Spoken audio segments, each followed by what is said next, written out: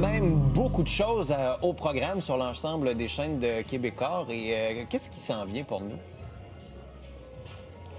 Beaucoup de choses. Ce matin, on a dévoilé l'ensemble là, justement du groupe TVA, les chaînes spécialisées comme Casa, comme Évasion, la plateforme Illico Plus aussi, Philippe Vincent. Et donc là, pour ce qui est de TVA, on va se concentrer là-dessus. Il y a, premièrement, des retours très attendus qui s'en viennent cet automne, notamment Indéfendable qui est de retour. Il y a Les Armes, très attendues, MasterChef Québec, également Alerte dans une nouvelle case horaire, il faut le mentionner, le mardi à 20h, et des nouveautés. Et là, en fait, ce sont des séries qui ont été présentées d'abord sur Illico Plus et qui arrivent sur la chaîne régulière de TVA cet automne.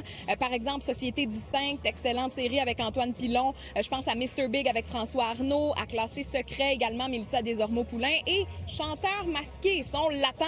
Cette 5e saison avec Sébastien Benoît qui sera dans un format plus long, 90 minutes. On écoute Sébastien à ce sujet.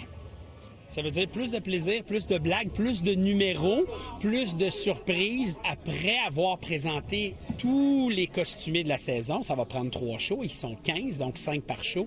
Je vais révéler aux enquêteurs qu'un ancien masqué s'est inséré dans un des costumes. Et il va aussi y avoir un autre virement. La fameuse voûte où on met les premières impressions de nos enquêteurs, il y a quelqu'un dans la voûte.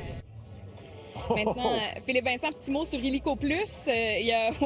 Illico Plus, il y a une série très, très attendue qui arrive dans 2 jours. Jeudi, Ravage avec Caroline Davernas. Ça met aussi en vedette Catherine Brunet, Benoît Brière, entre autres, un thriller environnemental qui va susciter, selon les comédiens, de vives réactions pour le public.